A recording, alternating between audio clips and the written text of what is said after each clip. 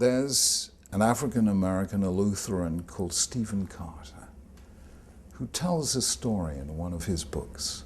It's a fascinating story and a perfect illustration of what it is to live the responsible life. I gather in the early 1960s, Washington was quite a racially segregated city. There were predominantly white neighborhoods, predominantly black neighborhoods. And he tells the story of how, as a young boy, he and his family moved into a white area of Washington where they were the first black family.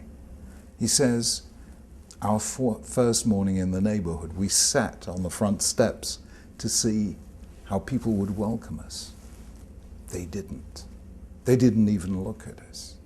It was as if we were invisible. And I felt to myself, we should never have come here. We will never belong here. And while I was thinking those thoughts, a lady on the opposite side of the street, her arms laden with shopping, turned towards us and gave us an enormous smile and a wave. Then she disappeared into her house opposite where we were living. And then a few moments later, she came out with a tray laden with drinks and cookies and came over to me and my brothers and sisters and said, how wonderful to have you here. That moment changed my life, and it taught me that I could belong here. That lady, he says, whose name was Sarah Kestenbaum, and who died all too young, was an Orthodox Jewish lady. He said, Jews have a word for this kind of thing. They call it chesed, meaning kindness, especially to strangers, and especially when it's hard. That moment changed my life. Now, I didn't know the late Sarah Kestenbaum, although when I told this story in a synagogue in Washington, the people said to me, oh yes, of course, Sarah Kestenbaum used to be a member here. We don't know that story, but yes, that's the kind of thing Sarah used to do.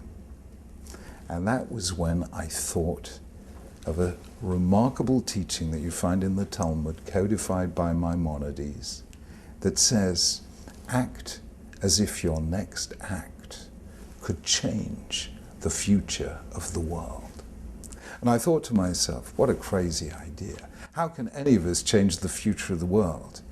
We are only one of 6 billion people on the face of this planet. We are a wave in the ocean, a grain of sand on the seashore, dust on the surface of infinity. And then suddenly, reading that story from Stephen Carter told me, we say, Olam, nefesh achat ka'olam maleh, one life is like a universe.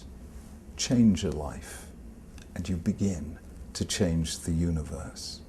That young African-American boy is today professor of law at Yale University, and he is what he is, as he says, because of one small act of kindness by one lady called Sarah Kestenbaum.